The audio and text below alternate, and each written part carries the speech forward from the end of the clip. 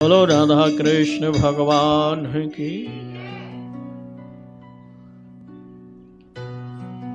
तो पीपा महाराज को माँ भवानी ने कहा कि काशी में जाकर के रामानंद जी को अपना गुरु बना लीजिए तो तुम मुक्ति के मार्ग पर अग्रसर हो जाओगे।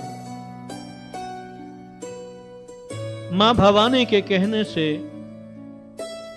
पीपा महाराज काशी को चले, रामानंद जी के आश्रम में पहुंचे तो वहां जो द्वारपाल थे आश्रम के, उनसे जाकर कहा। उन्होंने रामानंद जी के पास खबर भेजी कि गागरौन नगर से पीपा नाम का राजा आपसे दीक्षा लेने के लिए आया है, अनुमति चाहता है मिलने की। तो रामानंद जी ने खबर कर दी कि हमारे पास समय नहीं है और हम राजाओं को दीक्षा नहीं देते हैं, हम बैरागियों को दीक्षा देते हैं। अगर सब कुछ त्यागने की भाव हो तो आकर के मिले। ये सूचना जब पीपा महाराज को मिली तो उन्होंने मन में निश्चय किया कि संसार मिथ्या है, झूठा है। माँ भवानी ने आदेश भी किया है, अब मुझे राज से कोई लोभ नहीं, लालच नहीं, मुझे राज त्याग देना चाहिए। संपूर्ण तीव्र वैराग लेकर के ही रामानंद जी के पास जाना चाहिए जिससे दीक्षा मिल सके। बात भी सही है, बिना गुरु के ज्ञान नहीं मिलता। अपनी मर्जी से हम कुछ भी कर लें तो कुछ समय के बाद हंसी के पात्र बन जाते हैं और किसी न किसी संकट में फंस भी जाते हैं। कैसे कि एक गांव में 3 मित्र थे। तीनों मित्रों ने विचार किया कि बंबई चलो, पैसा कमाएंगे। निकल गए,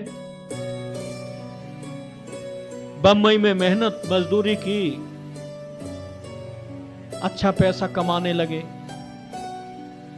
अब दोनों का ठाठ बाट बढ़ गया।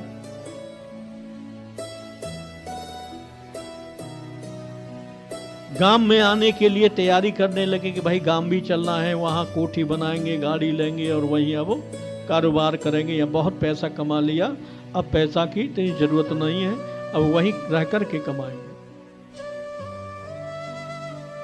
तो उनमें से एक मित्र ने कहा कि भाई हम गांव तो चलते हैं, लेकिन वही पहले गांव से हम शहर में आए, शहर से कुछ अलग तो होके जा नहीं रहे हैं, पैसा ही तो ले जा रहे हैं, कुछ अपने अंदर तो परिवर्तन हुआ नहीं है। तो दूसरे मित्र ने कहा कि क्या परिवर्तन करना है? बोले गांव में सब हिंदी बोलते हैं, तुम या अंग्रेजी बोलना सीख लो। बोले ठीक है। अब तो अंग्रेजी में बड़ा उनका मन लगने लगा, तो अंग्रेजी उन्होंने सीखना प्रारंभ की। गुरु तो कोई मिला नहीं, किसी से ट्यूशन पढ़े नहीं, बस 2-3 शब्द तो याद कर लिए। वो 2-3 शब्द कौन से हैं कि yes, B are 3, don't worry. अब एक पर तीनों याद नहीं हो, वो भूल जाया करे। तो आपस में तीनों ने विचार किया कि देखो ऐसा करो, गांव में तो सब बुद्धू हैं, जानते कुछ है नहीं, हमारा इससे काम चल जाएगा। बोले एक ने कहा देख मैं यस बोला करूंगा, तू याद कर ले बी आर 3। और तीसरे से कहा कि तू याद कर ले डोंट वरी। अब तो तीनों लाइन से लगे और लाइन में एक बैठे, वो एक बोले यस बी आर 3, तीसरा बोल दिया करे डोंट वरी। अब तो बड़े प्रसन्न हुए कि भाई हम तो अंग्रेज हो गए, अब हमारे आगे कौन रुकेगा। अब तो लाइन लगा दे धड़ाधड़, yes B are 3 don't worry, yes B are 3 don't worry. बस जय यस। आधो अधूरो ज्ञान लेके अब ले पैसा बड़े ठाठी से चश्मा वस्मा लगा के कोट पैंट टाई पहन के अंग्रेज के बाप बन के आए गए। अब तो गांव में बनने रुतबा जमायो। अब तो कबू कोई बात करे आवे तो वो तीनों लाइन थे बैठे रहो ना कुर्सी पे, उठी बनवाए ली बगल बगल में, और तीनों आ जा करे भाई चाय बना करे और आसपास गया करे। बड़े आश्चर्य पड़े भाई ये तो भैंचो काम के गवर्नर हमारे संग रहे, कितने परिवर्तन भयो, टोटली अंग्रेजी बोलते हैं। अब गांव में तो सब अनपढ़ रहते, ये पहली बात, पहली घटना है। तो बैठ जा करे, yes we are three don't worry. अब जो बैठे चाय पिए में और तम्बाकू सिगरेट लेके पी के चले जा करे, नहीं पल्ले का चुप रहे करे नहीं। बोला भाई ये तो अब ऊंचे आदमी है, बड़े आदमी है, बहुत बड़े ज्ञानी है। अब कचूदना घटना भई कि गांव में डकैती पड़ गई, 2-3 आदमी मर गए डकैती में। अब गांव वाले बिनी के पास आकर भाई कछु करवाओ, क्या करना है, कैसे करना है, जो 2-3 आदमी मर गए, डकैती बढ़ गई, फिर और कोई परेशानी आ जाए। तो वे बस 3 शब्द ही बोले, yes we are three don't worry. अब बेचारे सुन के भी सब घर चले जाओ करे, बोले बढ़िया कह रहे होंगे कछु। अब तो धीरे धीरे सरकारें पता चली, रिपोर्ट है गई, गांव में पुलिस आई। पहली बार पुलिस देखी गांव के, ने पुलिस से कोई जान तो नहीं। अब गांव के तो भागे चले आए बिन तीनों अंग्रेजों के पास, जे ही बता बात कर सकते, हम पे तो कुछ बात होंगे नहीं। पुलिस बन थे, पुलिस वाले आगे बिन को कुर्सी वुर्सी बिठा दे, बैठ दे।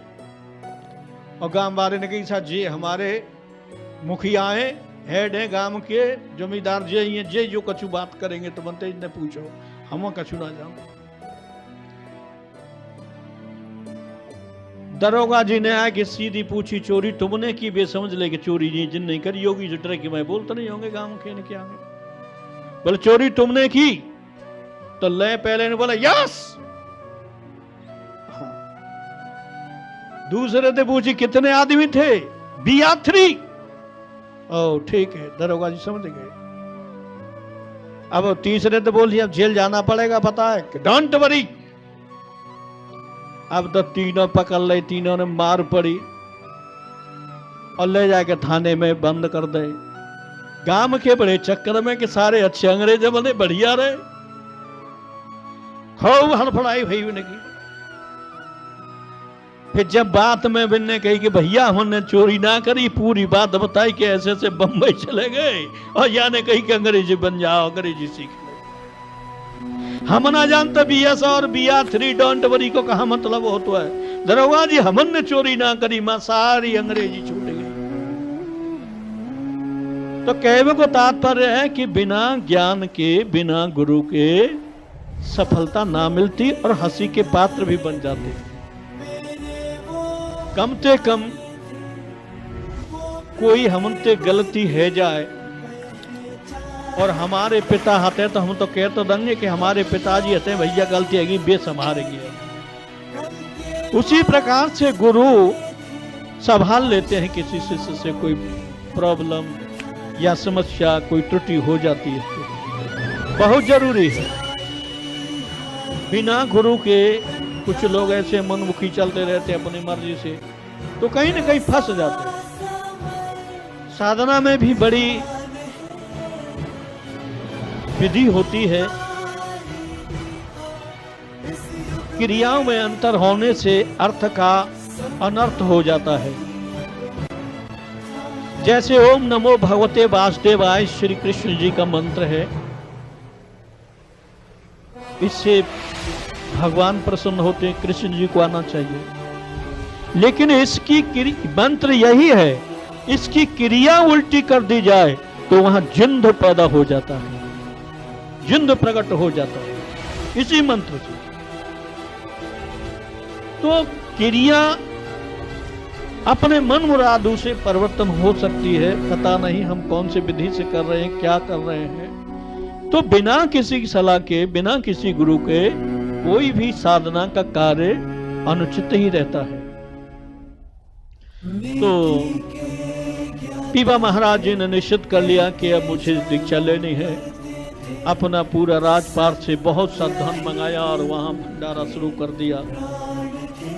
और निश्चित कर लिया कि मैं तो पूरी तीव्र वैराग्य के साथ, मुझे कोई राज की आवश्यकता नहीं, अभिलाषा नहीं, गुरु जी के पास खबर भेज। तो रामानंद जी ने उसे बुलाया और पूछा कि तुम दीक्षा किस लिए लेना चाहते हो?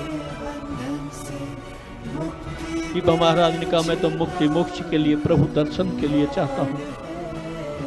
तो देख लो, संसार के और किसी कार्य में फंसोगे तो हम दीक्षा नहीं देंगे। हमारे यहां से दीक्षा तीव्र वैरागी को मिलती है।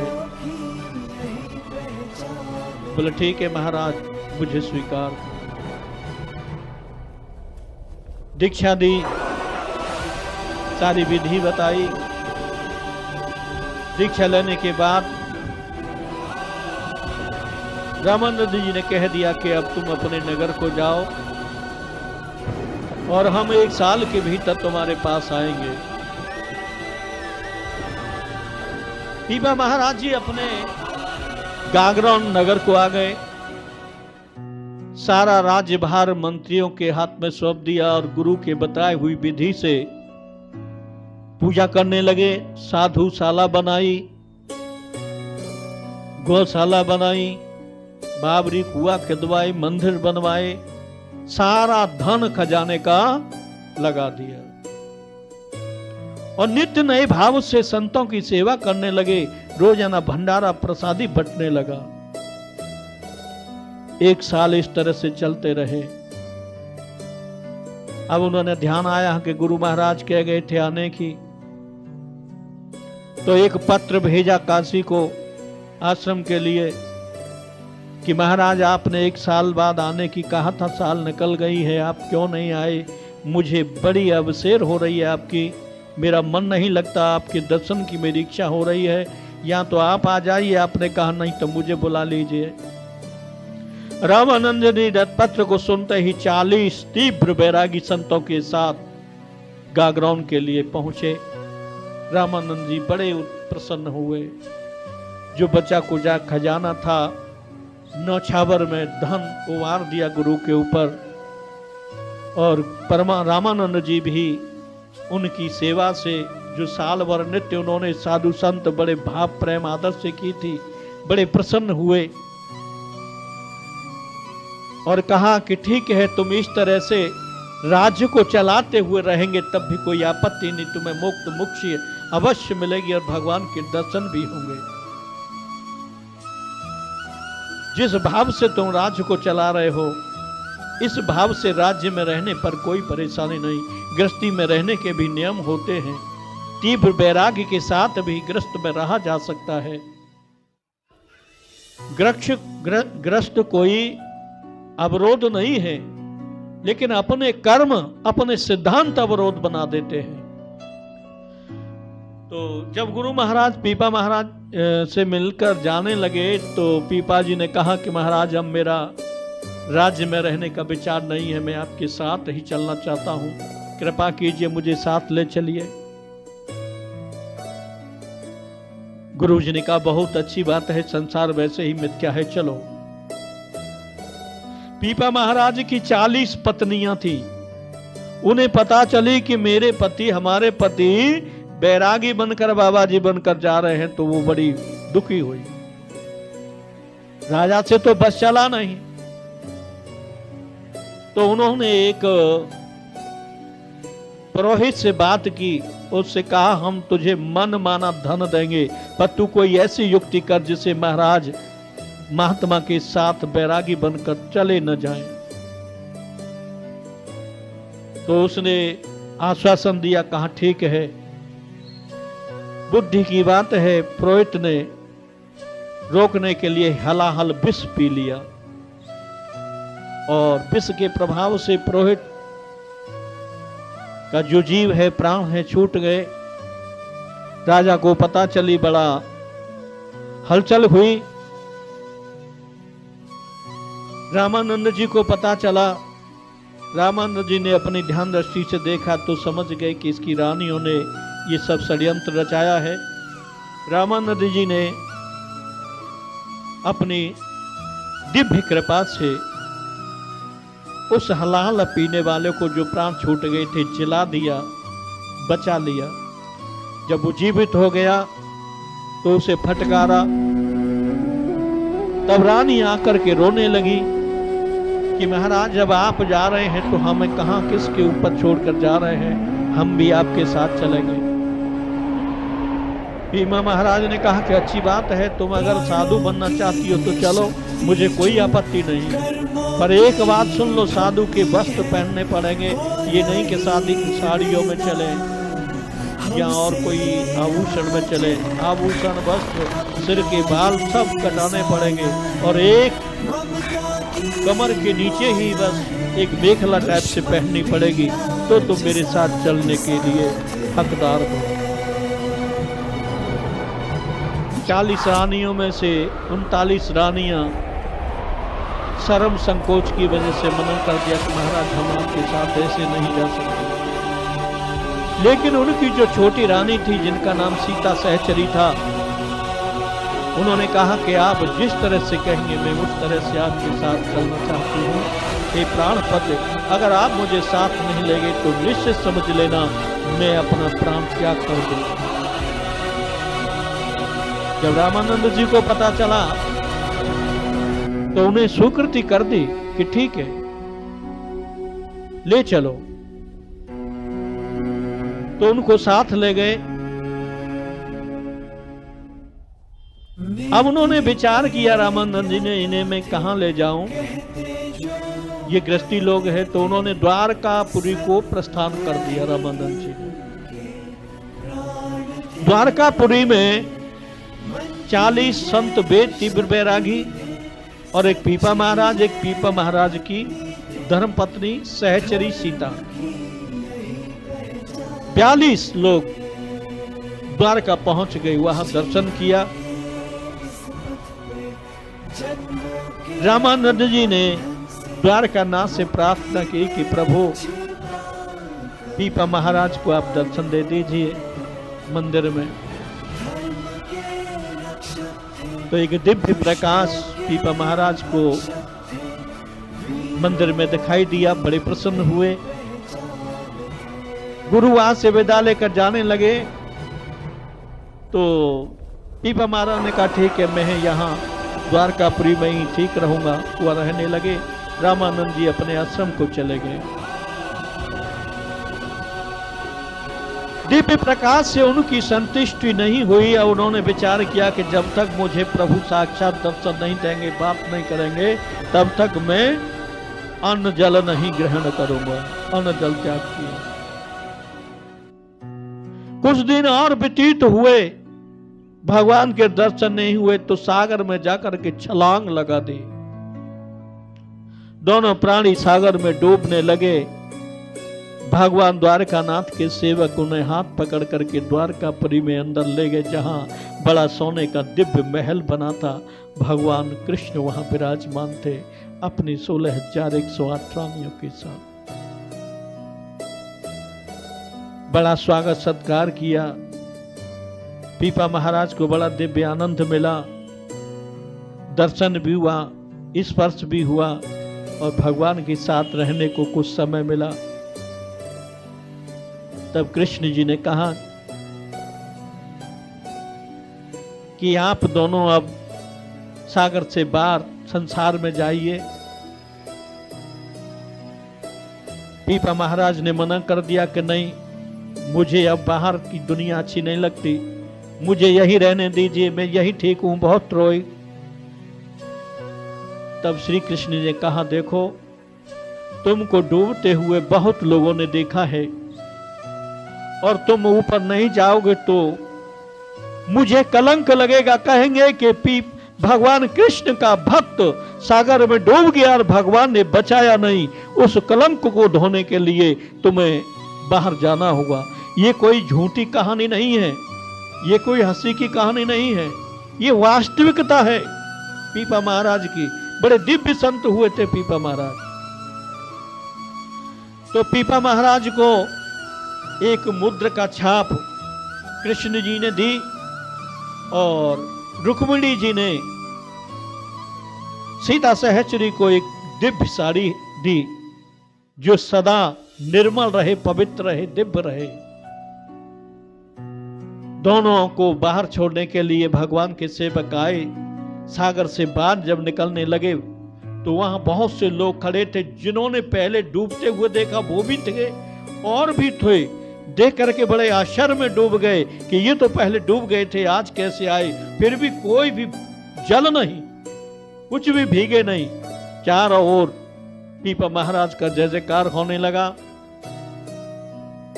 और वो वहां भगवान से वचन लेके आए थे कि जब तक तुम संसार में रहोगे अपनी इच्छा से रहो, लेकिन जब भी तुम मेरे धाम में आना चाहोगे तो सह शरीर मेरे धाम में तुम्हारा स्वागत है।